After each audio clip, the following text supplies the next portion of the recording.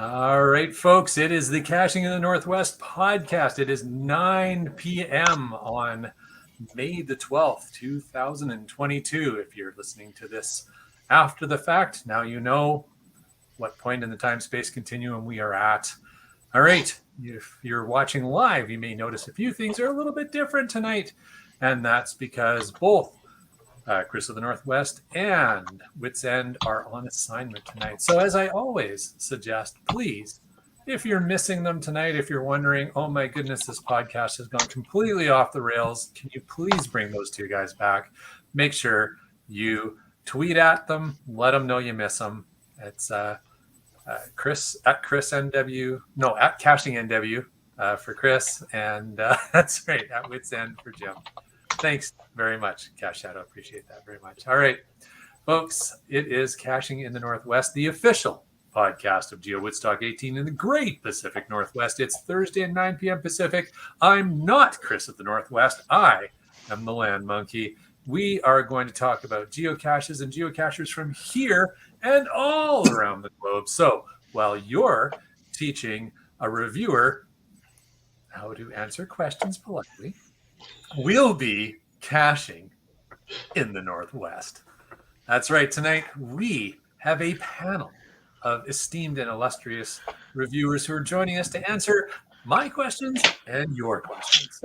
So, as always, live audience, share your thoughts with us, but make sure, and we'll tell you in a few moments what hashtag to use so that we can make sure we grab your question and throw it into the show notes, and which is the magical way that I don't lose track of what's going on. But I guarantee I will lose track of what's going on. I'll probably lose control of the podcast too. So let's see where we go. But you know what? Instead of bringing in the Land Monkey, as normally happens at this point of the show, since I brought myself in, thank you very much, I'm going to bring in our guests at this point in time before I jump into our sponsorship notices and all that stuff. So first of all, and I'm just going to go clockwise based on what's on my screen here. The first guest is Cash Shadow, RCA777. Welcome to the podcast. Thank you very much. Good to have you back. Following my clockwise around, it is Skookum Bear, Brylang, who has come from behind the green curtain to the front of the green curtain. Indeed. No chat lackey tonight.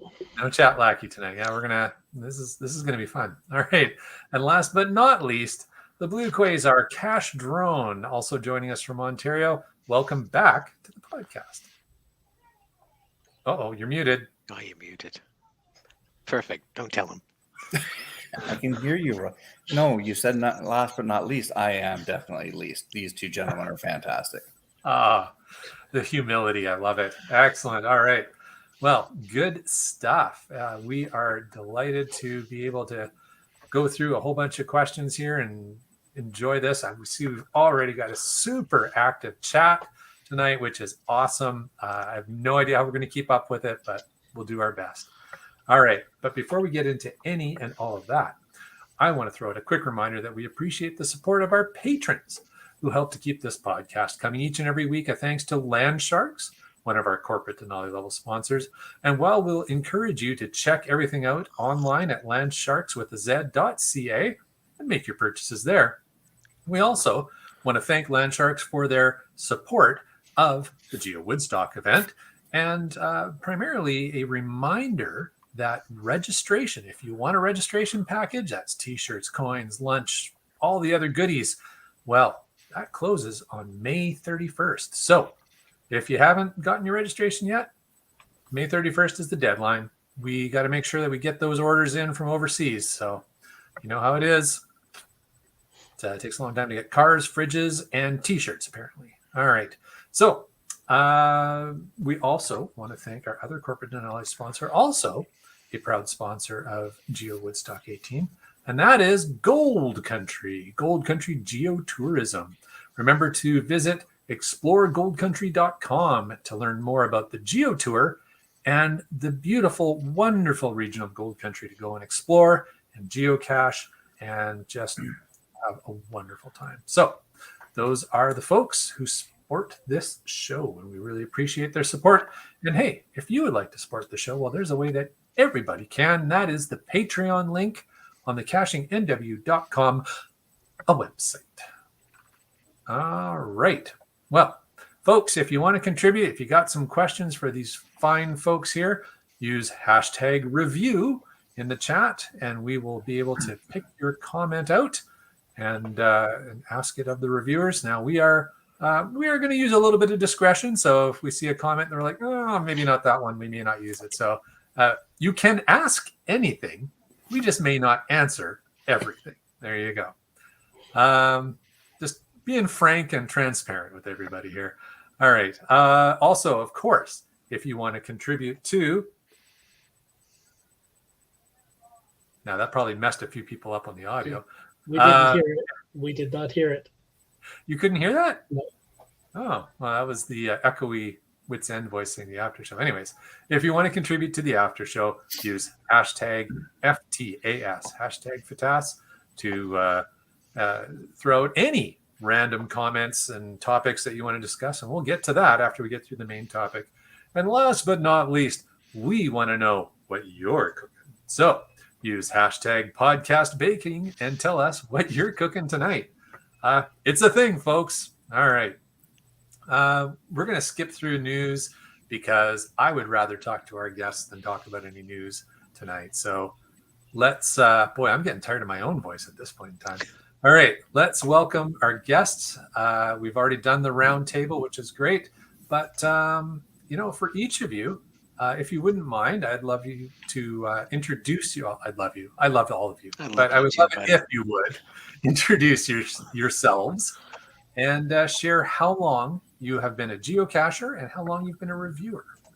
So why don't we'll go in the reverse order to the person who indicated that he may actually be least, but I don't agree with that. Castron, how long have you been caching and reviewing? Well, I started geocaching in 2001, but my first find wasn't until 2002. I had to save up my silver coins to buy a Garmin eTrex Yellow. Started reviewing 2007, and yeah. Very good, excellent.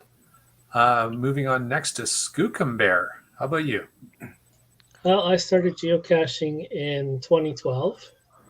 I went out with a group of Cub Scouts, and we found 3 caches the first day, and then I didn't geocache for most of a year. Got hooked in 2013 and been at it ever since. I've been a reviewer for just shy of 7 years.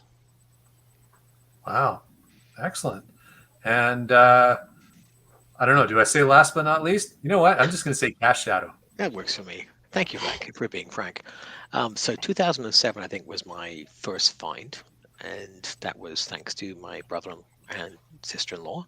And reviewing, I think 2011 is when I first got to hit the button. That was it felt like forever between the two milestones, so to speak. But now when I look back, when you ask that question, I realize how long I've been hitting buttons and how much longer Colin to hit them and how long time Brian's been doing it. I just feel old. Little does Roy know he was kind of hitting the button about 6 months before he was actually hitting the button. Oh, interesting. All right, well, here's the first question from the live audience. I think this is a great one here.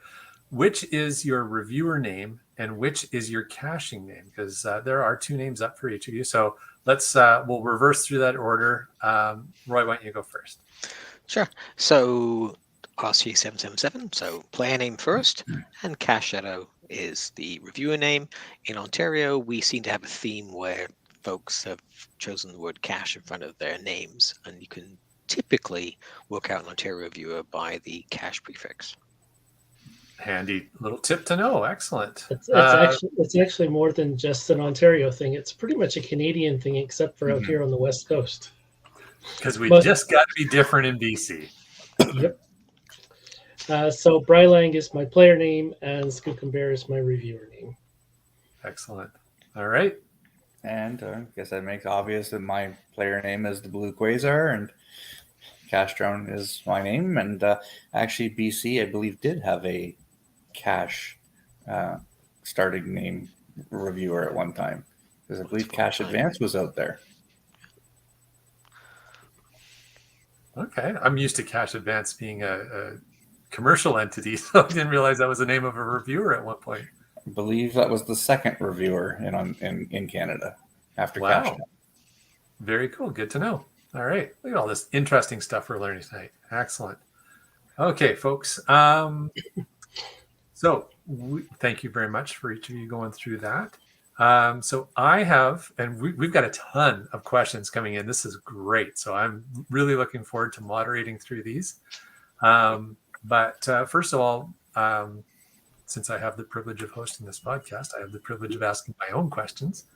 I'm sure this is a common one, but I think it's one that I'm going to probably go out on a limb and say you get this a lot. How does one become a reviewer? We have different answers for this.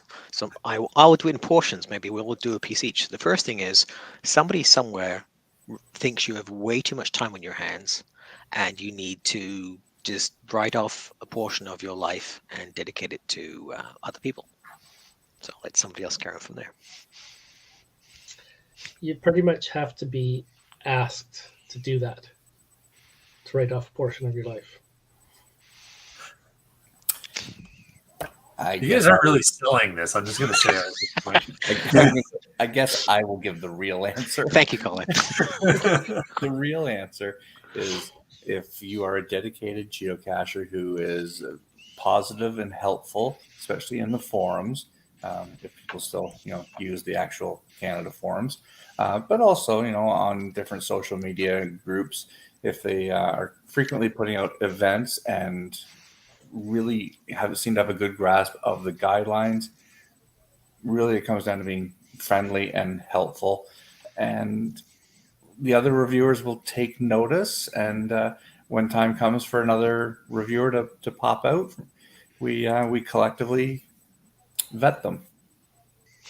There you go. Just finding our way appreciates your answer, Colin, but figures that Brian maybe have it a little more on the nose tonight. Colin's right. We're just joking around. If you are demonstrating to the community that you know what the game's about, that you are a positive influence, and you can help others, that's a big plus. Hosting events, creating cache pages, interacting with the reviewer positively, being visible, interacting with the community positively, doing things for other folks to just demonstrate that it's not just about numbers, it's not just about you, this is about the community. Yeah, absolutely. And then if you do get that tap on the shoulder and you get invited, so to speak, you still do get to work with the team in many cases and determine how much time you are able to dedicate to it. So I do jest when I say you give a whole chunk of life to give up. It's certainly not always that difficult. Excellent. All right. So I've got another question for you guys. Now I'm going to get into some more technical stuff, let's say. So there can be a lot of confusion around when one is placing a geocache around what type to call the geocache. Particularly geocaches where you need to get the given coordinates, then figure something out in order to get at the log or figure a location for the log. So sometimes I've seen those as multi-caches. Sometimes I've seen those as field puzzles. So as a cache owner, if I'm preparing a cache and I'm going to submit it for the review process, what's the best way that I can determine the difference between a field puzzle or a multi? Colin? Brian? Before we get to that, I'm a little proud of this thing I made a long time ago. Roy knows exactly what I'm about to pull out. Brian probably does too. So let's see. Share screen. Yeah. Now where did it go? Let's watch the technology film. Oh, I'm just amazing at this stuff. Yeah. For transcripts of today's show, write on everything I say. It's super That is quick. probably not working. This makes absolutely stimulating audio, I'm sure. Yeah. Yep. Anyway, so I have this flow chart, which I can't figure out how to bring up on the screen right now. I'm No going to worries. guess you probably Oh, don't. you know see- what? I can see something here. Let's add it to the stream. Oh, Nope. Okay. Why don't you speak to it? okay. Gee, talk. Okay, so Well, physical about cache here. type flowchart. First thing that I look at is it a bonus cache or a challenge cache? If it's a yes on that one, it has to be a mystery cache. If you're required to play a Where I Go cartridge, it must be a Where I Go. Next thing would be if there's a stamp in the container, it becomes a letterbox cache. So you'll notice on that one that if there's a Where I Go cartridge and a stamp, the Where I Go cartridge would actually trump the stamp and say, nope, it must be a Where I Go. Interesting. Okay. The third one would be, the next step down is the logbook at the posted coordinates? And again, if it's not a bonus or a challenge cache, if it's at the posted coordinates, typically it will be a traditional cache. And this is kind of where it plays into your question. Roy's going to probably give a little bit more detail, as will Brian. But for me, if you go to the posted coordinates and you have to figure out how to open it, that's still a traditional. There's some exceptions in there that Roy and Brian, I'm sure, will bring up. And then lastly, since we've already covered off 4 of the 5 with mystery, Where I Go, letterbox, and traditional, if you have to go to the posted coordinates and then get redirected away from them, that would be a multi-cache. That's at least the way I see it. Great. There are cache designs out there that have folks going to posted coordinates, and there might be multiple places to look. Again, traditional if the cache is at posted coordinates most of the time, to Colin's point. But let's say you get to posted coordinates and there's a locked box. If you have to, at the posted coordinates, calculate the density of a neutron star on like the 3rd full moon of some Wednesday in October, you might be into puzzle territory. I think You might Brian be- says the answer is 42. Right, exactly. And so long, thanks for all the fish. So if you have that situation, there can be times when that posted coordinates cache might be a mystery cache.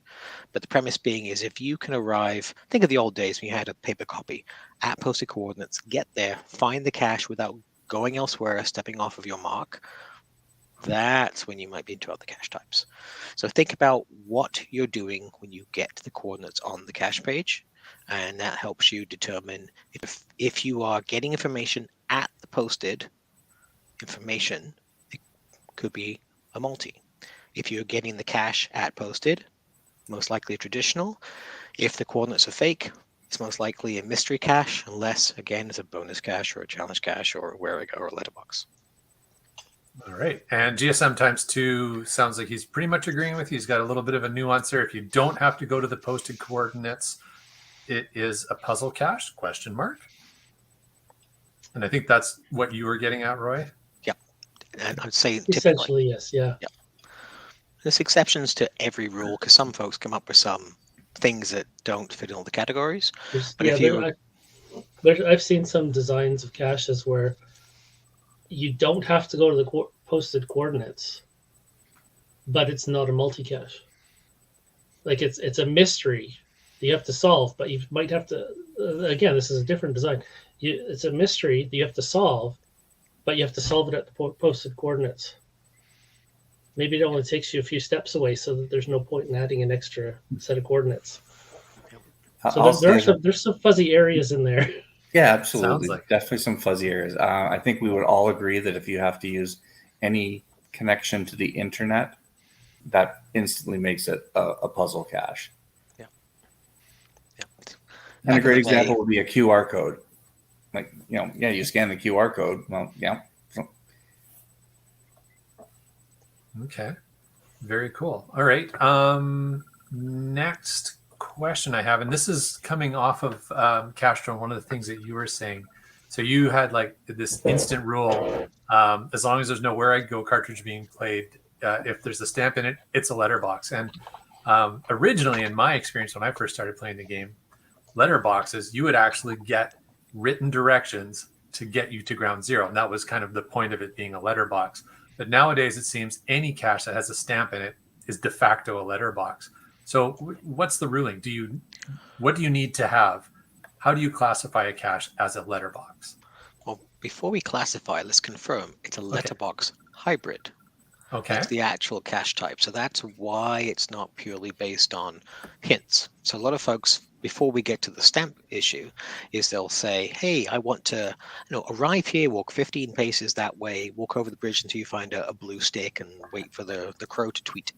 That doesn't fit because it's a hybrid. So there should be GPS usage. So the best way of looking at it is if you take a physical cache type, whether it be a traditional or a puzzle or a multi, and you add a stamp, you can have a letterbox hybrid. And again, to Colin's point, the exception being is you put a stamp inside a where I go, it's still a where I go. So that's the way to look at it. So if you remember seeing a cache from yesteryear that said, again, cross the bridge, go down 15 paces, that may have been a letterbox back then. But nowadays you can say the letterboxes that posted coordinates, and there is a stamp inside. And it's always a good idea to tell people there's a stamp inside. It's not a trade item. Please don't remove it. 2 reasons. 1, it lets people potentially avoid stealing your stamp. 2, it tells your reviewer it actually is a letterbox hybrid during review. So you can do that, or you could still have a multi or a puzzle type approach where you have to do things or learn things. But as long as you've got the stamp inside, you still need to have that GPS usage. So go to coordinates or be redirected. You can, however, offer both approaches. You can say on the cache page, go to these coordinates, find the coordinates in the container, and then go to the final, or go to the blue sign, walk 50 paces. But you have to have the primary method with GPS usage and the stamp. Okay. And thus letterbox hybrid. So that's an important distinction. I think I've gotten into a habit, obviously, of just referring to them as letterbox. A lot of people do, but I guess that hybrid word is very important. Yep. So LBH, when you write it down, just get the mindset of saying it's an LBH. All right. Good stuff. Okay. Brian, do you have something? Because I'd like to make a comment. What I was going to add about letterbox is that you can still have the kind of letterbox where you're just giving directions as long as your starting point is not obvious and you require GPS usage to get to that starting point. It's very rare that somebody puts one together in that manner these days, though. So there you go. That plays right into what I was going to say, is that I'm not a big fan of the letterbox hybrid at the posted coordinates. I think that's, to coin a phrase, kind of lame. Otherwise, I mean, to me, that's just a stamp inside a traditional. Right. I think that was the point I was getting at. Can I introduce you to the letterbox reverse? Reverse where I go. Can I tell you all about those? Right. It's like there's the opportunity there to make a letterbox hybrid be an actual letterbox with GPS usage somewhere involved in it.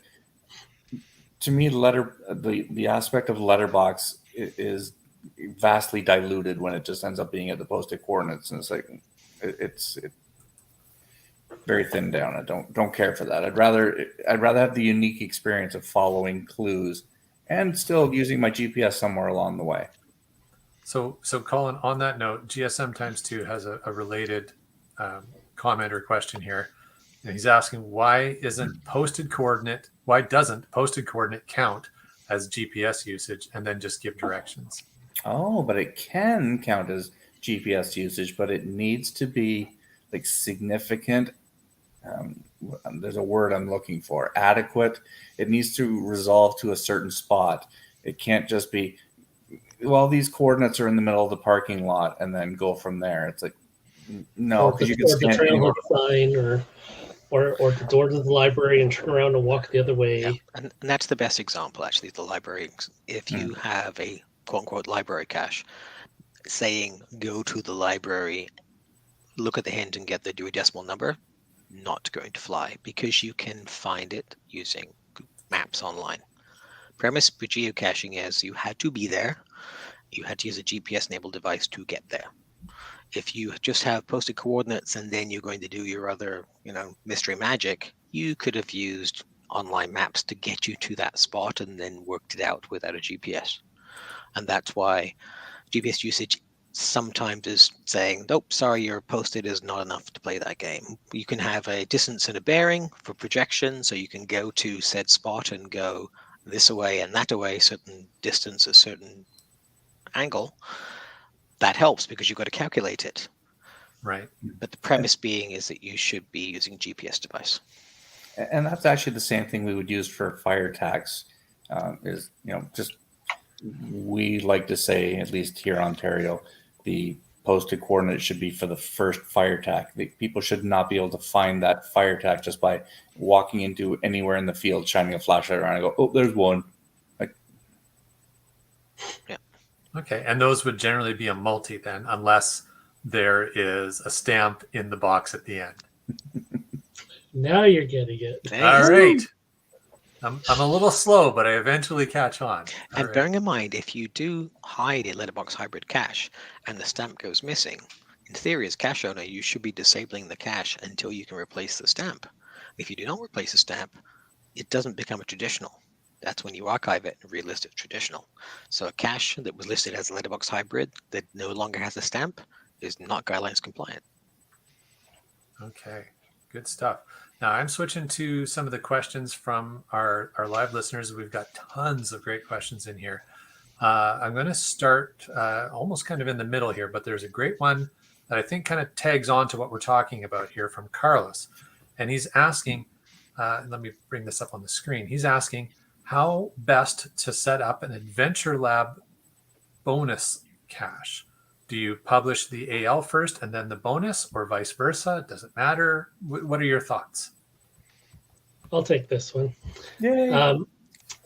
We had a chat as reviewers many moons ago now, and it seems that the consensus at the time was that if we as reviewers publish the bonus cache first, then it's on the cache owner to get the Adventure Lab published. If you publish the other one first, then everybody's waiting on the reviewer.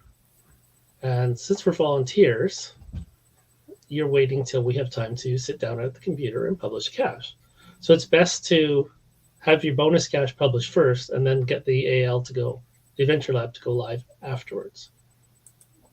Or if you know your reviewer, you can, or communicate through reviewer notes, you can ask for a specific time and we can try and work around that. Perfect. Thank you, Brian. That's very helpful. And I'm just going to bring up one from Helen at Landshark. She says, when we hide a cache and the reviewer stops by to check it out, why don't they sign the log as a beta tester? Well, we do. We use our special HQ pen with invisible ink. Absolutely. Sorry, Helen, now, for those listening to the... Oh, sorry, go ahead, Colin. Sorry, Helen, I don't do your caches. Oh, wait, I've done one. And for those who are listening to the audio, Helen is just joking, recognizing that caches are not pre-reviewed by reviewers, except for when we were doing the drone pilot 2 Aprils ago. Very good. There you go. And we do pre-review them if we're with the person when they're hiding the cache. There you go. Take a reviewer out caching with you today. They love caching too. Yep. Absolutely. There was another comment in here, so hold on a second. I'm gonna give me a moment here. There's lots of good. You know what? Before we jump to another one, here's a comment that I think is fantastic. And Seebeck Tribe says, "Thank you in all uppercase, capital, big letters for your dedication to reviewing for us crazy cachers." And I think she's speaking for all of us. Oh, well, you're welcome in even bigger uppercase. So thank you. Yeah. Fantastic. Here's a great process question from Keats. We'll jump to this one. He's asking, is there a general list of caches to review, or are they assigned to certain reviewers? I think, Brian, you do yours first, because I know what ours is. Okay, so this will answer another question from Dick Nielsen as well. Tell us where they review, he asked. So I review in British Columbia. There are 4 reviewers in British Columbia, and we all share all caches submitted for review in British Columbia. So basically, I'll sit down with whatever time I have, and I'll review some caches, and I'll leave the rest for somebody else to get to later, depending on what time I have available. And Colin? We in Ontario used to divide up the week. So and I don't even remember what days it was. I think it was like I had Sundays and Wednesdays, and Roy would have had like Monday, Tuesday, Wednesday, Thursday, Friday. I mean, something like that. But now it's just as Roy will attest to, we go in and we grab what we grab. Yeah, first come, first served. And so we review in Ontario primarily. I think each of us help out in different regions when we're asked to stand in for other folks. But there are also territories where reviewers may draw a line down the center or across the middle. Yeah. And they may review territory above, north of a line, or east or west of a line. So in the States, for example, that's an approach I know of. But we all share the queue with our colleagues, and first come, first served. And sometimes, because Roy and I are quite often online at the same time, one of us will write and say, "Hey, you want to jump in the queue?" And one of us will start at the top, and the other one will start at the bottom, and we'll meet in the middle. Yeah, and then there's a few places around the world where one reviewer has multiple countries under their belt, but it's usually the places that have very few geocachers. Yeah. So I was checking today, and the island of Anguilla has 3 active caches. One is disabled, and so they don't have their own dedicated reviewer. To Brian's point, there's just not enough traffic there. And even with areas of Canada as well, is we have Cache Tech who deals with things in Nunavut and Yukon Territory, for example.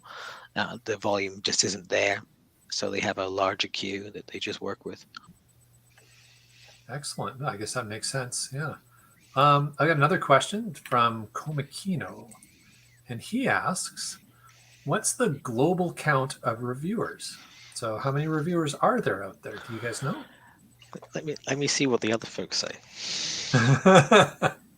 I really don't know. I don't know why. I just have this feeling we're not supposed to talk about that. Okay. I will give you an indication, because there are things where it's been set out there. Volunteers, there are over 400. Reviewers, there are over 300. Wow. Okay. And volunteers involves a lot of other things, including translators and other Moderators for forums, as well as, of course, geo-aware that may not be reviewers. Well, I'm not sure how common that is nowadays. Excellent. Okay. Good question, Komakino. All right.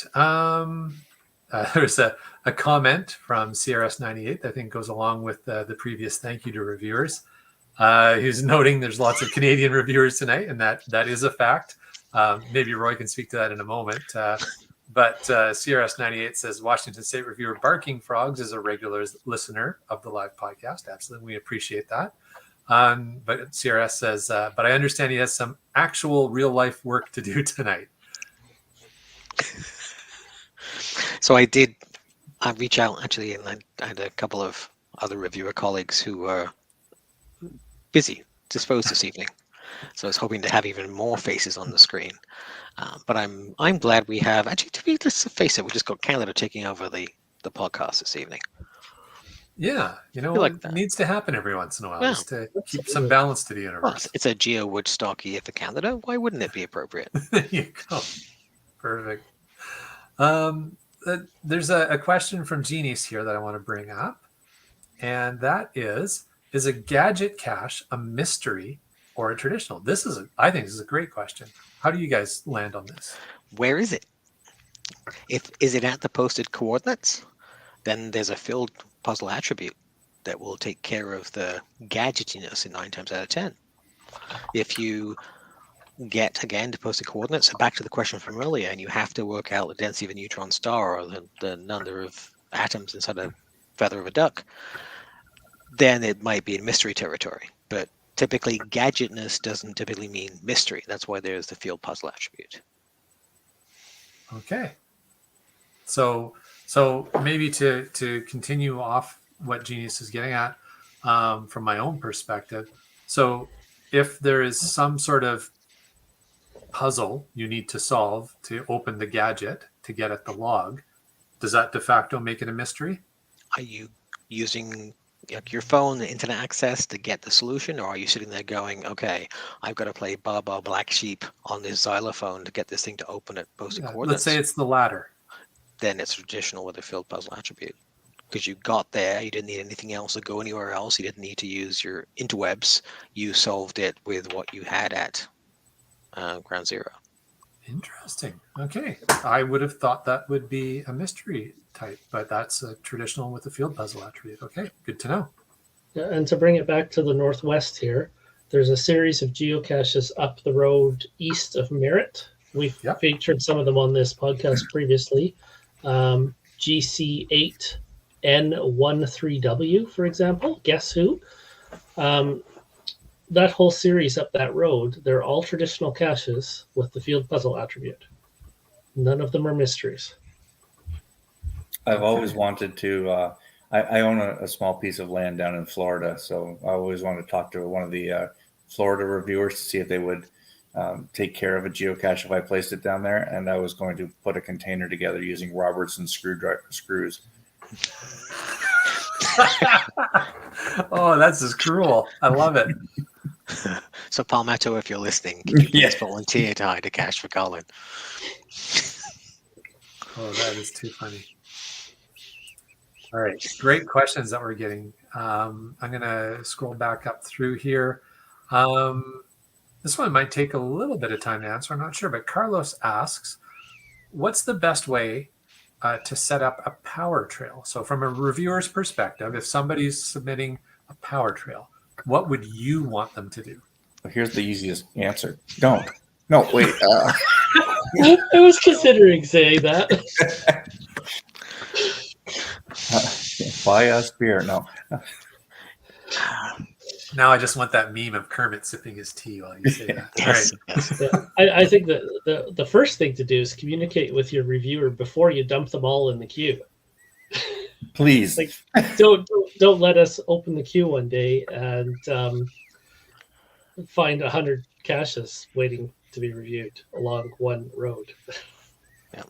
And there's a few tips and tricks. And I've seen many times where someone's hidden even, let's say, 10 caches, and they put them in the queue. And on number 7, it says, can you please publish them all together? Oh. Well, that's great because the first 6 are out in the wild, and number 9 has a problem. Thanks for the heads up.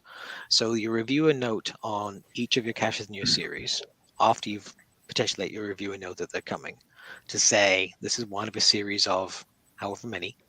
If you want to put the GC codes in that note, that's great, but normally just the number is helpful.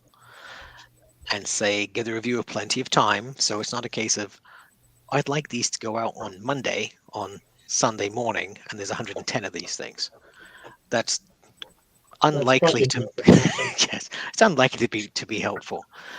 But you have to remember that many caches have to be reviewed individually. You've got to also remember that if you want them all out at the same time, if there is an issue, the reviewer doesn't necessarily want to have 92 caches sat in their radar waiting for you to hurry up and get back the other ones. So message them ahead of time. Say, hey, I'd like this. I want to do this many in this region for this date, and just communicate up front. But one of the other helpful things, again, is just when you have your reviewer note, say, this is part of a series. Usually folks have some name that's similar across the entire lot, which makes them easier for the reviewer to find, but sometimes they don't. So if you're putting 3 in the queue today and 10 tomorrow, and you're thinking 15 the next day, and you wonder why the first ones have gone out, well, again, communicate upfront that you do have a series of caches. Or to Colin's point, is it about having many people find many smileys in a row? Or is it about people having a quality cache that's in a really great place? So it's not always quantity, but quality. Now, this did bring up a side topic that I'm going to guess that Brian would really appreciate. like Roy said about when you're putting them out, put a little thing in the reviewer note. Speaking of the reviewer note, when you hit submit, please try to give your local reviewer as much detail as you can.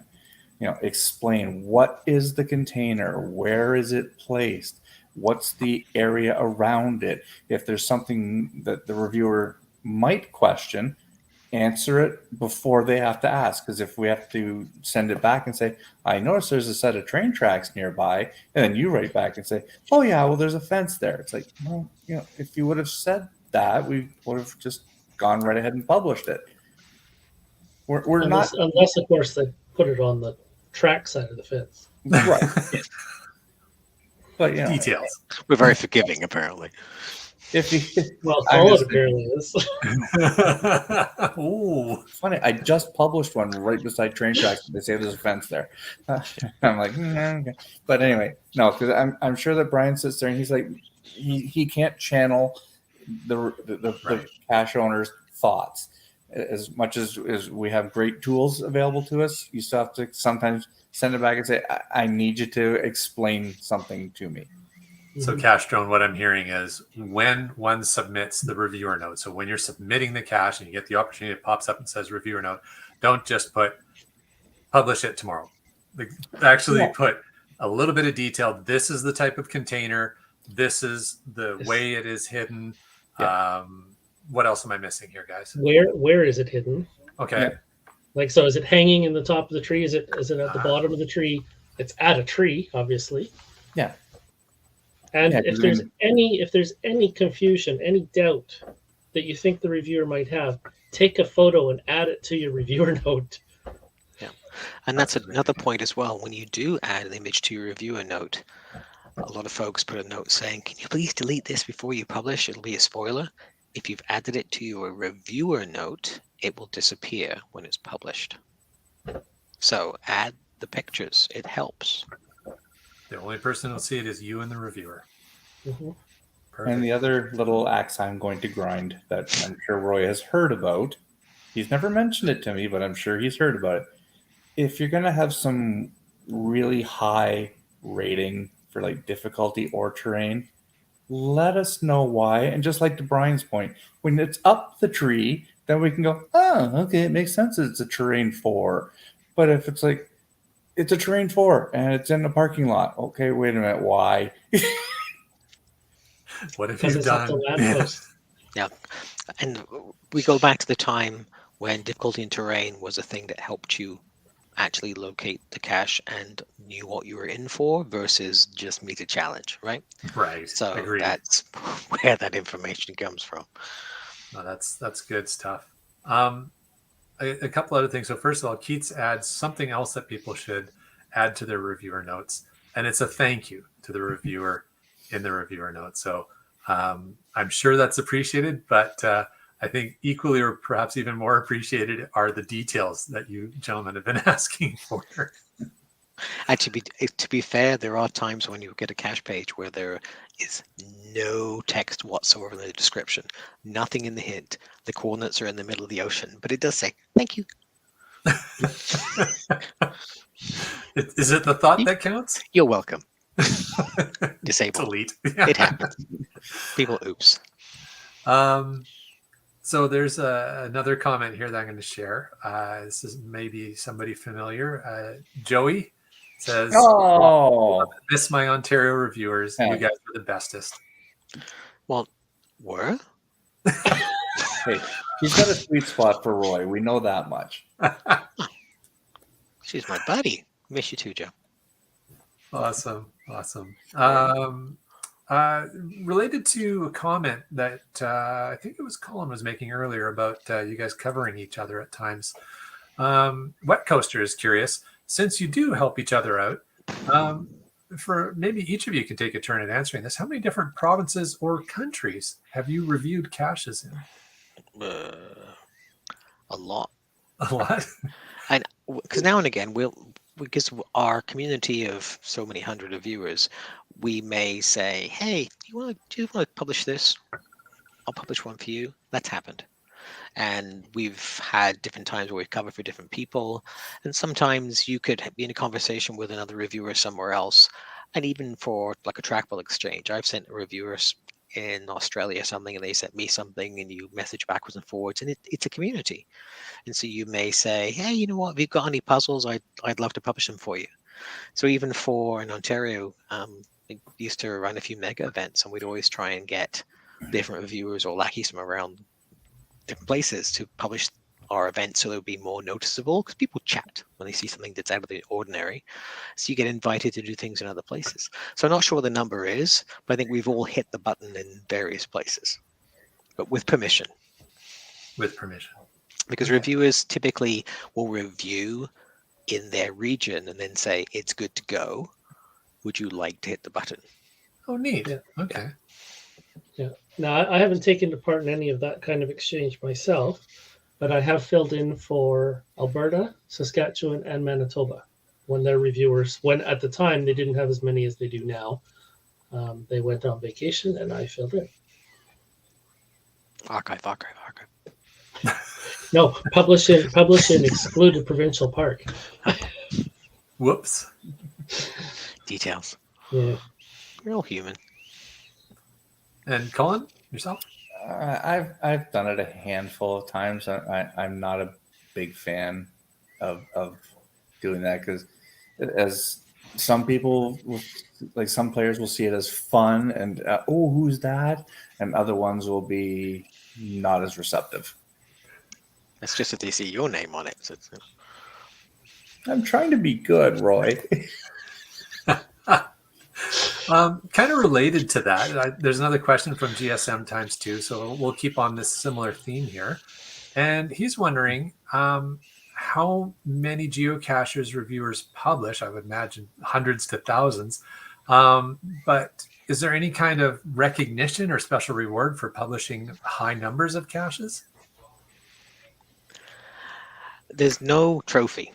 However, I think within our teams and within our regions, within our countries, within our continents, within our planets, we might all look at the stats that we are sent in like a secret envelope once a year that says where we all are, and like, yes, I got 3 more than Colin in that area. Like, oh, Hashtag got 5 more than me in this area. So, and that's another thing to remember, is when folks do get a disable note from the reviewer, we want to publish your cache, because as much as finding caches is not all about the numbers, reviewing caches definitely is. And the more that we can publish, the better it is for all of us, the players, and for ourselves. So if you can make your caches guidelines compliant, we get to hit the green button. It makes you happy. It makes the people that find your caches happy, and it helps our stats. So I would far rather have great published numbers, because all the caches were placed wonderfully, great containers, no saturation issues, blah, blah, blah, blah, blah, than have disable. So we want to publish your cache. Please make it so, and then we can compare numbers with each other. All right. I'm just going through, as you were giving that great answer, I'm just going through and making sure I can grab some more of the comments here. There's just some great stuff coming in. The next 2 comments are related, so I'm just going to bring these up. The first one is from Genies, and he says, at one time, reviewers were anonymous. I am glad that it's less the case these days. It makes it easier to thank them when you see them. So I think that's an interesting point from Genies. And related to that, where was the other one? Here we go. And Iham asks, is my memory off, or was there a time early on when reviewers kept their identities secret? So I think there's maybe a mix out there. What do you say, guys? Well, Colin, you were reviewing before we were in that time. It was quite common for reviewers to stay, as we call it, in the closet, especially to get established, so that way the community would have an expectation of how they'll be handled without feeling that, oh, you're a friend of so-and-so, or you're being mean to me because you don't like my caches or whatever. I mean, so obviously the three of us are out in the open. Land Monkey, you're still reviewing from inside the closet, right? Yeah, absolutely. Yeah, okay, good. That's good. And how is Iceland going? Yeah. It's that's hey, all I publish are Earth caches, so it's all okay, good. In, Oh, so you're one of those GeoWares. Yeah, I wish. I dream. Yeah. Yeah, oh, look, here, it's got rocks in it. Geological virtual. like, That's what I'd be There'd doing. probably be, honestly, if I was a GeoWare, there'd probably be a little Oh, more. See, that's the problem is that I know nothing about it. It would be a case of, oh, there's rocks. Yes, I'm just going to fake it. They invited me. I'd like a new icon, please. But Colin's point is folks have transitioned, I think, as the game has matured as well. When I first started reviewing that persona, it was like that hat. Folks didn't necessarily know that I had two hats. And then we made it an event where there was a mega event we had in Ontario. And there was a game we played. We're in a restaurant with a whole bunch of people, and we're going to announce who one of the reviewers' identities were. And different people stood up and had a speech on a card, and they said, like, "I am," and they explained why, and people clapped. And then they sat down, and somebody else stood up and went, "No." It's like, "I am Spartacus, but times 10." And at the very end, the person stood up and went, "No, it's actually me." And then they sat down and nobody else stood up. And there was just this pause for a moment or two. It's actually him. So that was Cash Minder, actually, at one of our Spring Fling events. And then we've done the same thing. I did the same thing at one of our other mega events. And it's a fun thing because it's when you simply say, okay, I'm taking off the training wheels. I can deal with things objectively. I've proven it to the community. I'm good to go. And I like it because I can talk to folks with my player hat and my reviewer hat. Because I would tell you, they don't always agree. Absolutely. I've quite often said to players, it's like, I'd love to talk about that with you over wings and beer. Nice. Related to that, and Roy, you made a comment about wearing your reviewer hat earlier. There's a great question that came in. I'm not sure from whom. It's got the generic tag on it there, but it's how many hours a week do you spend wearing your reviewer hat? Well, Brian's typing, so let Colin go ahead. Let's hear from Brian. He's doing chat. How many hours do I spend reviewing? Yeah. Well, the last few months, because of my basement flooding back in November, it's been way less than it needs to be. But things are almost back to normal, so we'll see how that goes, and then I can get back into the swing of things. Well, we hope you get your basement fixed up soon for sure. But thank you for the work that you do, and it's great that there are a handful of other reviewers in BC to help carry the load for you for sure. How about you, Ontario gents? So reviewing or reviewer tasks. So I probably do 20 to 24 hours a week between reviewing, going through forums, sweeps.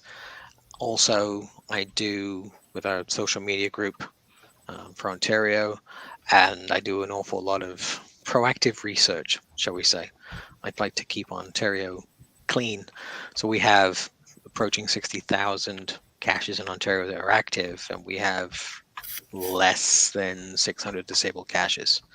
So a lot of the time I'll spend sweeping, as we call it, and nudging, going through. When people do the coordinate updates, I will go back through every one and check to see if they've accidentally created a proximity issue.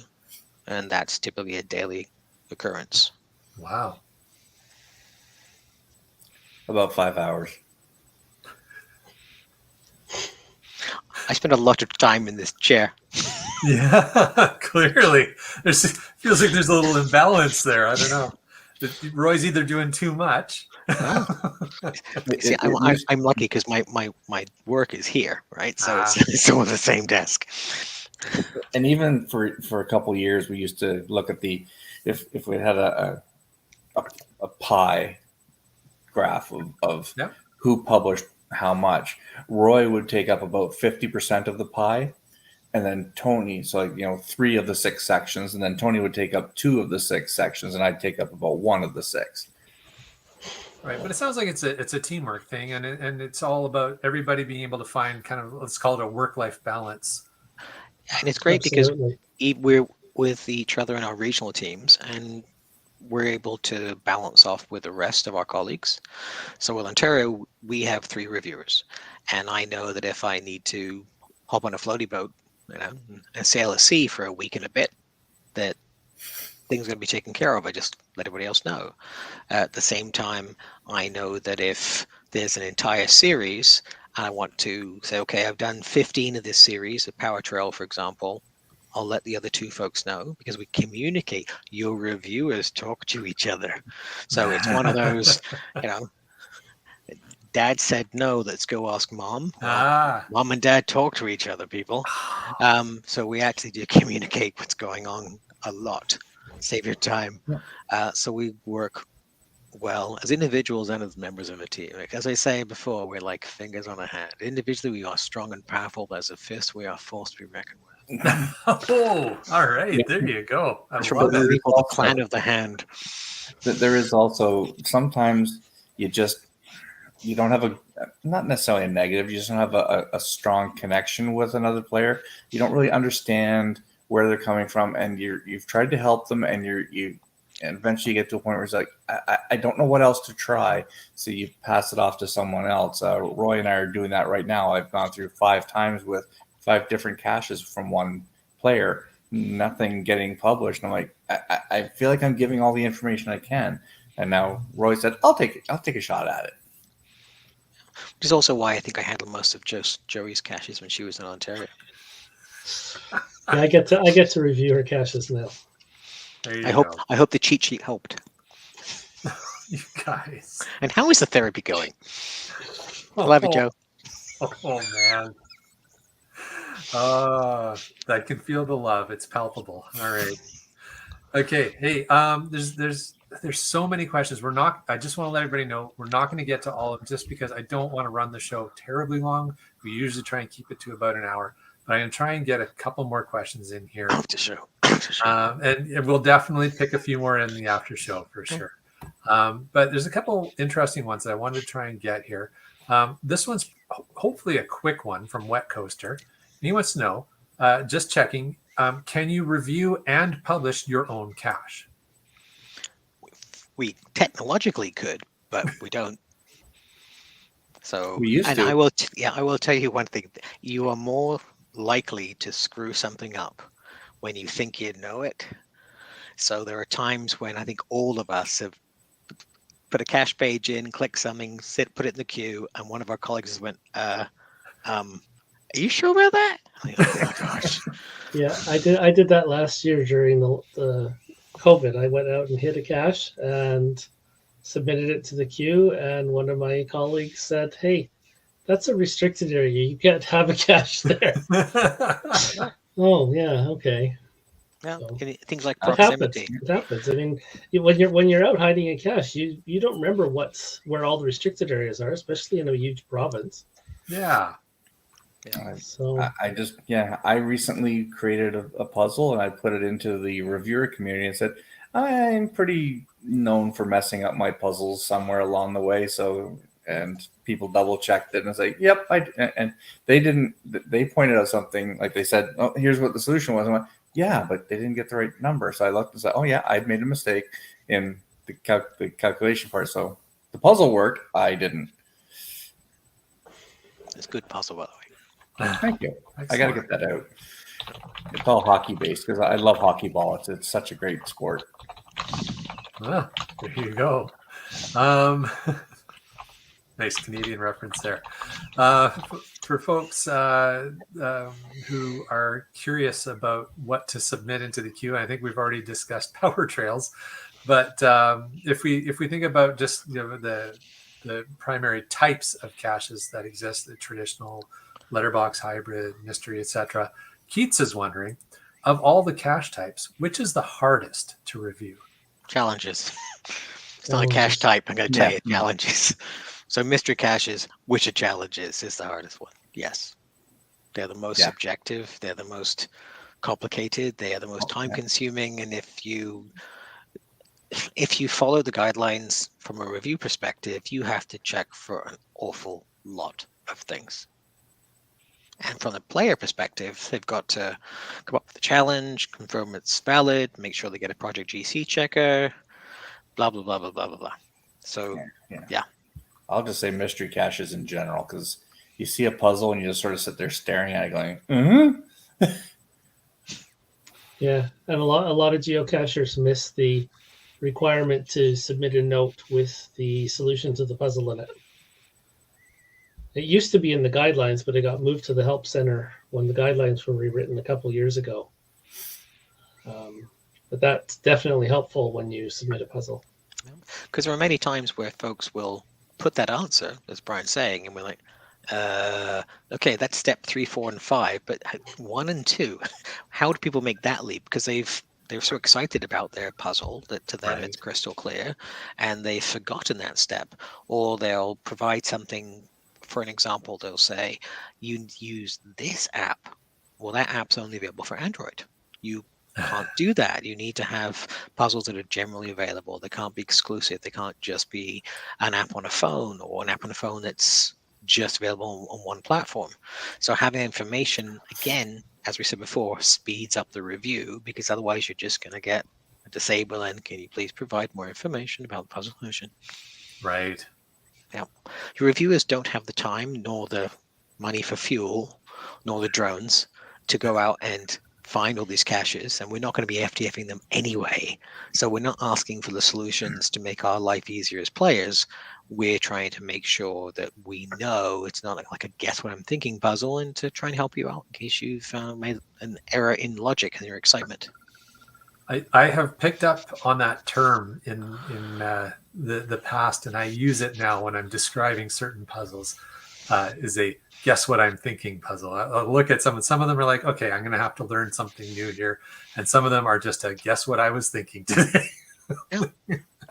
And honestly, it's so easy to do. You can be blinkers on. You see the solution to you. It makes perfect sense. All the pieces are in a row. But when someone looks at it from another perspective, it's like there's a big gap. Mm-hmm. And having the information there will help your reviewer sometimes give you that nudge. It's a little embarrassing if you have a cache that get published in the community of the people that go, I can't find this. It doesn't make sense. There's no solution. The puzzle is wrong. You don't want those logs in your cache. We all say that about Land Monkeys puzzles. Yep. I think a lot of the reason why that happens is when a player's creating a puzzle, they work it backwards. They have the solution, then they make a puzzle to match the solution, and so on and so on. But when it's hard for them to look at it going, oh, if I started here, it's like, well, I know how I got there. It's like, well, yeah, nobody knows how to go forward from there. Oh, too funny. All right. So we're at just after 10 o'clock. We've got more questions from you guys. We will continue to pick up the questions in the after show. We'll get there. But I've got one more question for the main part of the show. I think it's a great one to end the main part of the show on before we go to our credits. And then, folks, if you're enjoying this, stay online. We're going to get into more of your questions in the after show. And we'll go until our Eastern guests say, can you please stop? And then we'll stop. The last question I want to end the main part of the show on is from GSM times 2.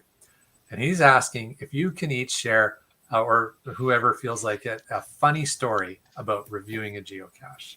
Do you have any that come to mind? Colin has to have one. Oh, good, thank me. One of my funny stories was someone who was hiding a cache literally within sight of the hotel I was in, and they were messaging me with the disable note, and they replied back immediately, and I walked over to the window and looked out, and they were outside on their phone by this lamppost in this hotel parking lot responding to me live. And it's like, oh, I'm gonna have fun with this. So I have to try and find the GC code. But it was a case of, you reply back, is your cache within 50 meters of a Tim Hortons? And they're like, yes. Is there a blue car in the parking lot? So that's happened, and that was fun. and that had to be there. But there's been a few times that kind of thing has occurred, or even when people have sent pictures along with their cache, and when you choose the wrong picture on your phone and you upload it somewhere, yeah, happens with reviewer notes too. Oh my. Yeah. That could be interesting. Haven't seen that. So there you go. Colin, Brian, any other stories? I have way more fun than most people. Roy's made it pretty hard to top, I'm sure. Oh, I had fun. I had fun with a land monkey cache, but I can't say too much about it because it would give it away to the local community. But basically, I didn't get what the heck they were telling me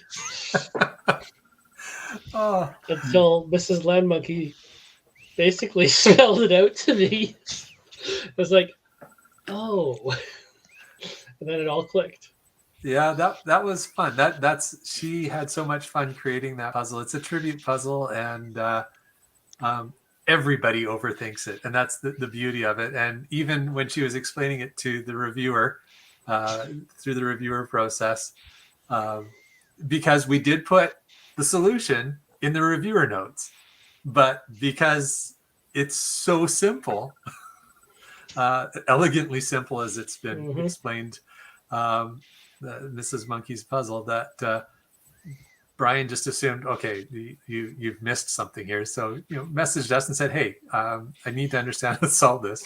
And so thus ensued a conversation that I was witness to, and I could not stop laughing on the couch. That was just perfect. But yes. Looking back at it, it was hilarious. But I don't think he thought it was as funny at the time. no. But there are times that when folks go out and they'll hide caches together, and they'll agree to, like, I'll hide 3 and you'll hide 3, Right. but then they both list the same one, the same coordinates. Oh, Yeah. And that's when I have fun. It's like someone else has placed a work in progress cache nearby, and you post it on both of them, and they'll both reply back going, it doesn't make any sense. Nothing's been around here. And I say, well, do you know anybody else has placed a cache nearby recently? No. Then you wait, and then you just perhaps ask around about, and you get in the GC code of the other one, and you do it on both cache pages. And yeah, invariably you get like someone's not very good at doing the admin assistant thing. Thanks. But it can be fun. I would say that it's a 95% smileys when I do reviewing. I enjoy it. I saw that not too long ago with, and it was only one person, but they had 2 accounts. And they both hit a cache at the same coordinates and submitted them for review. Yep. Good times. All right, Colin, any other stories from you before we wrap it up? I don't know if it's specifically about reviewing a geocache, but I remember showing up at one of Roy's or Central Ontario geocacher mega event things, and I sat down at a picnic table, and a cacher comes, just beelines right over to me, because you could just tell he had something to talk about. And still true today, but more so back then, Roy was the nice guy, and I was not. So this guy comes over to me, and I thought, what have I done now? And ends up, he's like, Roy won't publish my series of caches. And I'm like, okay. He's like, well, they're all based on the different color belts of karate or judo or whatever. And when you find the white one, it gives you the coordinates to the yellow one. And then when you find the yellow one, it gives you coordinates to the orange, and blah, blah, blah, up like 8 or 9. So it's a daisy chain, which is not allowed. And he's like, I know you would have published it, but Roy's just being a jerk. And I'm just sort of sitting there going, there's no way on earth I would have published any of that. But it's like, he was just... See, people being aggravated makes him happy. It's funny because there are so many times like that happens. I said before, your dad says, no, don't go ask mom. Because you do get in situations where you're focused on getting your cache out. You want to do whatever it takes to get it out. And if you don't get a green light, it's personal.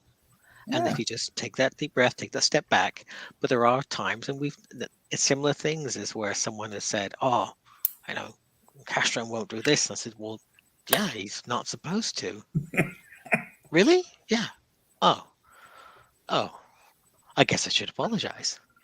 And people do. Like, we get notes now and again that say, you know what, it was kind of heat of the moment, and maybe I regret saying what I said in my reviewer note. And, one of the reasons, and I guess this comes back to if you get tapped on the shoulder, is you got to have, I wouldn't say thick skin, but you've got to realize that people are passionate about the game. And when passions are flowing, sometimes folks will click a button and say something with grr at the end of it, and you can't take it personally because they love the game, and you got to be passionate about their passion. So. And I think it would be good to also point out that we get so many more thank yous than we get grumblings. It's really a handful, like maybe a dozen players that actually ever really grumble about anything. Most people are awesome to work with, that they appreciate they respond. But you only hear, unfortunately we only hear about the complainers, but they are so far and few between. And honestly, we cause each other more grief with reviews. Truly, because we will nitpick to the nth degree with each Why other's did you caches. publish that cache? Exactly. I wouldn't publish that cache. Why Exactly. Did you publish that? Like, come on. I went to appeals over Roy not publishing one of my event caches, and I lost. And it was oh my goodness. All right. Well, let's we've got some more to take into the after show for sure. So we're folks, if you're watching live or if you're listening to this recorded, stay tuned. We're going to get into a whole bunch more questions from the live audience after we get through our credits here. But we do need to take a moment to thank all you listeners for tuning in. We hope you enjoyed this episode of Caching in the Northwest. I want to take a moment to thank both Land Sharks and Gold Country Geotourism, our corporate Denali level sponsors. Folks, Land Sharks is the outdoor adventure and geocaching store. Check them out online. And remember that they are always shipping orders. And for absolutely amazing geocaching adventures, check out exploregoldcountry.com. And of course, we want to thank all our faithful Denali level supporters. That's Land Sharks, Gold Country Geotour, Team Squirrel, Groovy Owl, and Cachly, the geocaching app. And oh boy, I'm going to start getting my diaphragm ready here for the list of patrons. But one breath on, Monkey. One breath. One breath. Well, we'll see. I don't know. I don't think I can do one breath anymore. But folks, if you want to know more about supporting this show, please go and check out that Patreon link on the cachinginw.com. A website. Okay, there was my breath. All right, let's see how we can do here, folks. It's been a long time since I've done this. All right, so, and a special thanks and a huge thank you to all of our patrons, the names of which are MC3 Cats, B Pen, Dragon, Sega Hove, Kev Mac, D Sprouter, Tick Magnet, T-Back Tribe, Flagman, M Nerve, LG9000, CRS98, Camp Clan, Boomer, 365, Fairwood West, Honors, Kid Vegas 19, UDAC, oh, I just took a breath, you caught me, UDAC, Logwork, Trexer, Pizza, Washington, Skyhawker, Talks to Rocks, Antaeus, Kennel Barb, Just Finding Our Way, Broncos Fan for Life, The Geo Travelers, Geo Nav Pro, Subway Mark, Keats 94, Acker Doc, Airy, 54321, Greenwords, Corscott, GSM times 2, Wino, Seattle, On a Boat, Wet Coaster, Limax, El Robrick, 3 months in a row, Doramore, Genie, Steve, Nolchek's Gas Station, Quest. All right. There's no possible way that can be done in one breath. Not anymore. Not anymore. That's awesome. Thank you so much, everybody. Really appreciate all the support. And our 3 panel members tonight, if any of our listeners want to get in contact with you, what's the best way to reach you? Why don't we start with Cache Shadow?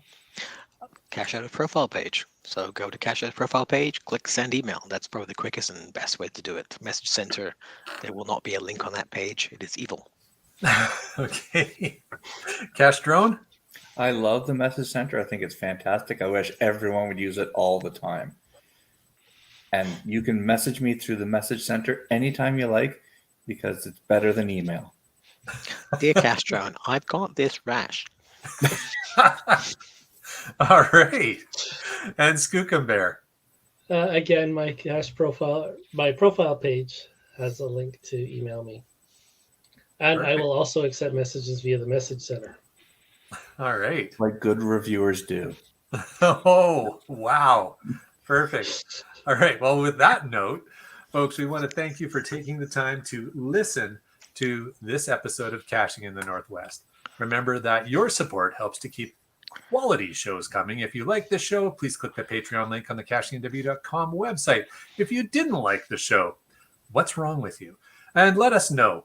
We want to hear what you would like to hear on the podcast. In either case, please subscribe on Apple Podcasts, Google Podcasts, Stitcher, iHeartRadio, Spotify, and more. Subscribe and give us a review. Call 253-693-TFTC and leave us a comment, ask a question, or share your children's toys with us any time of the day or night. And of course, you can email us at feedback@cachingandw.com. Don't bother using the message center because we don't listen to that.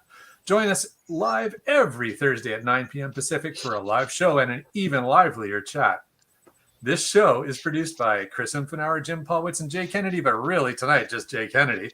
This show is licensed under a Creative Commons Attribution 3.0 license, copyright 2022 by Chris Umfenauer, who is really going to regret not being here tonight. All right. And as we like to say at this point, stay tuned for... Could you hear it that time? No, we don't hear it. But I know we're supposed to go. That's The after weird. show. Okay, Or I hear it a lot. the after show. The after show. There we go. All right, we're officially in the after show. We did it. Oh my gosh. We did it. All right. So for folks who are still hanging in there, oh my gosh, we still got 36 live viewers hanging in there. Course. Wow, you guys are popular tonight. Let's see, what have we got here that we haven't gotten to? I'm gonna start by going through our podcast baking. So podcast baking, Monkey Cakes shares that she was baking chocolate no bake cookies. Well, hold on. Is that podcast no baking? Now I'm confused. How does that work? How does that even work? All right. That's the only one in there No. for podcast baking. That was our only podcast baking for tonight. All right. Well, folks, there's still time. If you've been baking or if you're thinking of baking, share that with us, especially if it's Nanaimo buns. I really like Nanaimo buns. All right. Oh, your podcast baking Lay's chips. All right. Excellent. All right. I'm just going to start taking these in sequence that I have them here in the starred comments. So the first one is going to come up from Keats94. It's one we didn't get to during the show. If there is one thing you could change about the reviewing process, and I'm gonna caveat not removing all players from the game. What would that one thing be? You know when you go to log into a web page and the little Google capture pops up and says, choose the traffic lights. I would love it if when folks put their coordinates in when they list their cache, if it would then show the map that shows them where their little pinpoint is, but also show two other ones that aren't where it is and say, which one of these ones is your cache? Because it will help them. It would help them actually choose the correct one, because I will tell you, even though it pops up today and says, hey, this is where your cache is, right? People are like, yes. And it's in Azerbaijan, right? So there are many times where I think if there was that secondary check, kind of like a capture, that would be awesome, because there are situations where folks, they have greatest intentions. They might have typoed. They might have said, oh, it's in a green space. Yes, but it's in Brazil. There's a lot of green space in Brazil. A lot of green space. So I think that would help. It all down. So I would love that ability for folks to be able to second check their own things before it gets to the reviewer, because it slows down things. And normally they're like, oh, I'm sorry, it was a typo, or oh, I used the Compass app in the iPhone. Don't use the Compass app in the iPhone for placing caches. And so that I would love to have that, because it would just make things so much easier. And that affects everybody, brand new players and folks who have got 1,000 finds and 1,000 hides. It's just universally we all type things correctly now and again. Roy, I feel like you had that answer all queued up. that was a really good answer. Not my first rodeo. How about the other two guys? Do you have any thoughts on Keith's question? I think it would be great if it explicitly required you to answer where is your cache hidden, what is your cache container, and how is it hidden. So all the things that you would really like to have in the reviewer's notes, if those were actually prompts. Yeah. And they to be fair, they kind of are prompts in the note that accompanies that box on the review process, but people don't read it. They just start typing, "Review my cache, please, thanks." And for me, I think I would like it if there was no default for difficulty, terrain, or size. Make somebody Okay. choose it. Yeah. Interesting. Good question. answers. Good answers. All right. I'm gonna jump to the comment from Wet Coaster because the later it gets, the more relevant this is. How are the Easterners keeping awake for this show? It must be well after your bedtimes. Sleep is optional. Hmm. I'm normally shooting things on Halo at this point, so For How me, you doing, Colin? my I'm going to air quote wife actually left after work tonight to head to her place on Rice Lake, and I can't leave until tomorrow night, so I got the place to myself. All right. the No Pants Thursday. No pants Thursday. We're Well, it's every podcasting. Thursday, isn't it? Well, There's Danny, no good pants one. required when you're podcasting. Exactly. All right. I'm gonna grab this. Maybe a little bit contentious. I'm gonna grab this question from Mini Mag. Since we're in the after show, why can we not make challenge caches with small streaks like 30 days long? I think you can, can't you? Am I missing something? Like that, as simple as that, I wouldn't question. There may be other nuances sometimes that folks may say, please provide more information or please provide a Project GC checker. So I would double check the premise of the question, but it's not an overly extended streak that you have there. Yeah, 30-day streak should be fine unless you're asking for 30 days of webcams, Mega events. like events. Right. In which case, as long as 10 people in the area qualify, you can still do it, or is there's other? Well, maybe not events, but Yeah, it's again the regional criteria, because as I have my T-shirt that says it's a regional game played globally. Your mileage may vary depending on where you're playing, but that doesn't sound out of the realm of possibilities. But your reviewer may have a nuance that we are not aware of from that question. So check with your reviewer. There you go. Your mileage may vary. As far as I know, the only cache types that can be streaks are traditional caches or mystery caches or any type of cache. You cannot make streaks based on multis or where I goes or letterboxes. I'm not sure if that's still accurate. It hasn't come up, so I don't. I think it goes to is there enough multi caches or where it goes or letterboxes in your area that you could do a streak. Your mileage may vary. Exactly. Objects in the area are closer than they appear. Do not use to dry pets. Check with your reviewer. If you are allergic to geocaching, yes, don't take geocaching. All right. Before I jump to another question, we've got a couple more comments, a little more reviewer love here. So I figure you guys might want to see this. Andreas shares, miss you, Ontario guys. You're so much fun. See you both in BC in August. Absolutely. Absolutely. I always have to have a beer at a Giga event with Andreas. And there's Wonderful. another one. There's another one here from Wet Coaster. Yep. Whoops. Oh. Yeah, there we go. Let's hope to see you guys in August. Yeah, he also said, I miss the monthly wings and beer nights in Thornhill. Ah, Yes, they've just started up again, thankfully. So, but we miss you too, my friend. excellent. Good But stuff. you're in the nicer place. All right. What else? I'm gonna go back through these. Let's see here. What else have I got? I got one from Andreas here. A question for you guys, and he's wondering what you think about all the premium members getting an adventure lab. Do you think there's too many adventure labs? Do you have a reviewer-based opinion on that? I have a player-based opinion on that. I was going to say, because it really doesn't have much to do with reviewers unless there's a bonus associated, right? If every adventure lab was epic, wouldn't that be great? More epic things.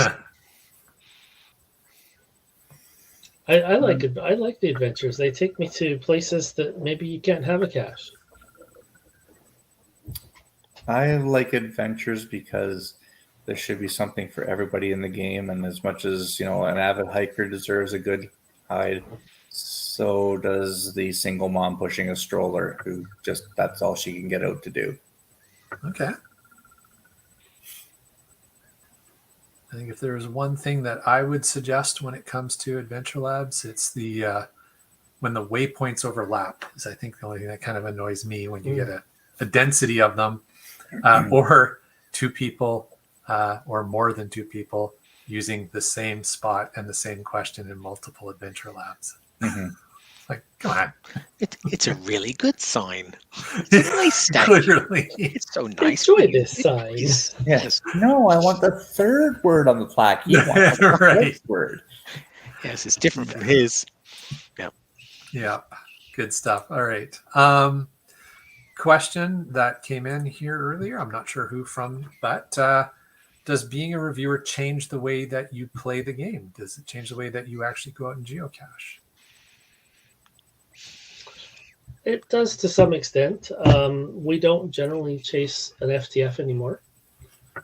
We are permitted to chase a traditional FTF, but all other cache types where there's some kind of puzzle or hidden coordinates that need to be solved, that's a no-go for us.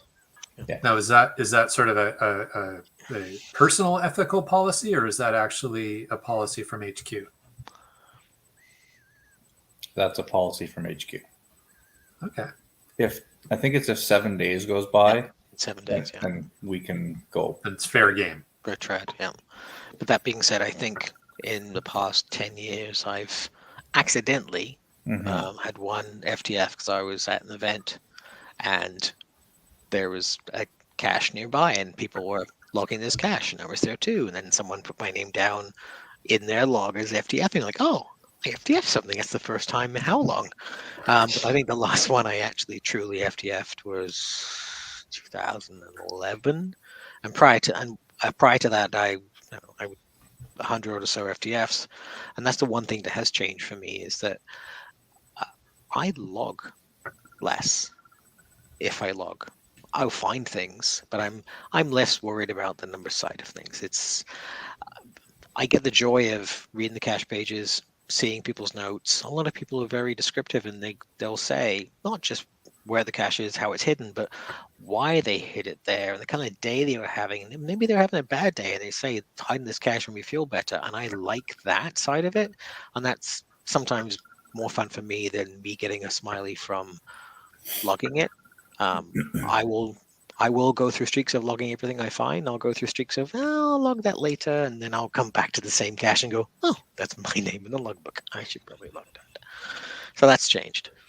Okay. I'd say the only way that it's changed caching for me is the rare times when I stumble across something that would never have gotten published if we'd known the whole story. And it's not so much that part, it's that if you log it as found, the rest of the community will be like, well, you saw it and you know what's wrong with it, and you kind of at the same time feels like, well, you logged it too, and it's like, yeah, but you're a reviewer, and it's like, well, okay, and it's like, and if you act on it, they're like, oh, you're just doing that because you were out. You kind of can't win, eh? Mm-hmm. You can't, but at the same time, as to Colin's point, as players, we can also log a needs archive on something and we know it's not guidelines compliant. And there are times I'll log something in my player account and then I'll put on my reviewer hat and I'll disable the cache. I didn't do that before. I didn't have the power. And that helps because a complaint is a gift, right? It's giving you that second opportunity to make the best impression. So when you disable a cache, it's giving the cache owner the ability to make amends to keep it in the game. And I don't see that as being a negative thing. I'd rather things continue and be the best impression for other players. Because the last thing you want is a new player to show up and say, hey, it's okay if we drill into the whatever that is and put a whatnot in it. I'm going to do that too. Please don't. Yeah. Good stuff, guys. All right. I've got two questions from Keats that are kind of similar, and I think they kind of feed off each other. So I'm gonna ask them both. I'm gonna let you guys decide how you want to answer these. First, he asks, "What's the main issue you run into while reviewing?" And Cash drone. Like there are times where I'm like, why is the publish button gone? Oh, it's Collins, because it's on my screen, but he's already hit it. All right. And the follow-on from Keats is, what rules do geocachers miss the most on? I have my answer for that. It's that reviewer note saying what's going on. That's Right. probably one of the biggest things that makes a big difference. That and proximity. When you have that map with the red circles, and the box says this only will show you caches at the posted coordinates, which are going to be usually traditionals, but there are obviously some other caches, like even challenges. And you see those red rings, it's not a guarantee. And I think most people miss that. So when they get the reviewer note that says your cache is too close to a physical element of other cache, the response is, you're wrong. I checked the map. There is nothing nearby. Then it's a case of, as per my previous note, and I just copy and paste the exact same response, which just says there may be hidden elements. So check multis, mysteries, letterbox hybrids, where geocaches nearby. Then sometimes it takes 2 or 3 of that same messaging. And I think that's what they missed, is the read the note, because I cannot tell you the number of times we will all disable a cache, explain why, and the cache owner will just click submit for review and say under the tree, well, you didn't address the reason we disabled it. And I think that is probably the thing that's missed most, is reading the coaching you've been given by your reviewer. So slow down, take a read through it. It may not be a form letter like you think it is. Yeah, that primarily, not always, but primarily is for newer cachers that may be on their first or second hide. I think that Roy touched on something. I've never thought about this before. Instead of, responding to the disable log by enabling it and posting a reviewer note, it almost seems it'd be great if people had to reply directly to the disable to show that they're acknowledging that that this came from the disable log. Well, feature request. User interface improvement request. Yeah, maybe I'll since I'm up late, maybe I'll do that, because I'm kind of known for not saying too much in our reviewer forums. Come on, Brian, you're supposed to laugh there. I haven't had the time to read them lately, so Yeah. I haven't been paying too much attention. Oh dear. Yeah. All right. Well, you know what? There are a handful more questions, but we're over an hour and a half into the show. There's a couple of hashtag FATASs that I'm gonna read out and share before we go. But what I want to say is, if we didn't get to your question tonight, or if you've come up with some other questions by listening to this podcast, I want to encourage you to come on out to GeoWoodstock, August 13th in Abbotsford, British Columbia. That's GC86VDF. And come on out and join us, because we will have a reviewer panel there at the event. And I'm gonna say it's a good chance that we may see some familiar faces there too. But if you've got questions that didn't get answered tonight, or if it's prompted other questions for you, come on out, ask your questions at the reviewer panel at GeoWoodstock. I think it'll be a great opportunity to hear from probably these guys, but maybe some other reviewers as well, we're hoping.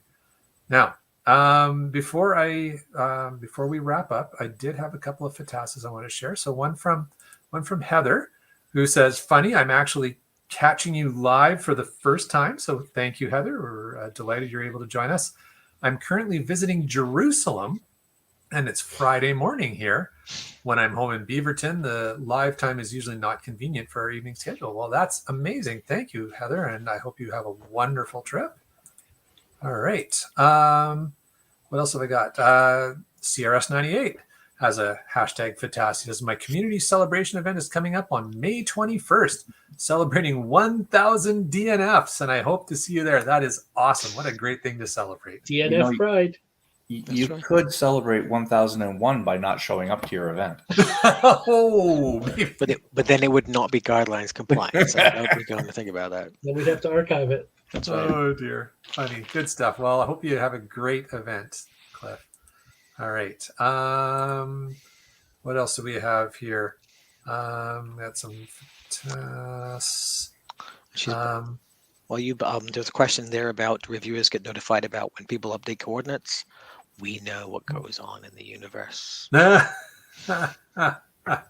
used to be that we only got told about posted, but now we get told about every coordinate update. Interesting. So if you make 200 of them, we know. That's right. Ooh. We will slingshot you right back to the start. No sneaking around the reviewers anymore. All right. And Helen actually said she liked my mug. I'm very glad she liked my mug. There you go. She wasn't referring to my ugly mug. She's referring to my pretty mug. Is The it red a one. Land Sharks mug? Let's see the mug. Oh, you mean this mug? Oh, There you It's a go. Land Sharks mug. There you Well go. branded. Well branded. All Product right. placement. And actually, Helen asked a question way back at the beginning Okay. about the cache that's out front of their store, whether Yeah. that was a traditional with a field attribute or it should be a mystery. If I recall correctly, you solve the combination from the cache page. So I would say traditional. Traditional with the field puzzle attribute. Yeah. Now let's go see what it actually is. Perfect. All right. Well, gents, thank you all so much for joining me tonight on the podcast. I really appreciate you really getting into all these questions, staying with us so late. And viewers, I want to remind you that if you've enjoyed this, please give us a thumbs up, give us a like, and share the podcast with your friends. Everybody else is going to probably enjoy this as much as you did. All right. So, gents, Cache Shadow, Cache Drone, and Skookum Bear, thank you so much. And I hope to see all of you at GeoWoodstock. you will indeed. And GC5Z4N2 is indeed traditional with a field puzzle attribute outside Land Sharks, the Shark Store. It is compliant. Perfect. All right. Well, my friends, good night and good caching. And everybody out there, remember to cache safely and cache often. We should do this one of these days. We should do like a marathon 24-hour show. What do you think? I think we can only do 12.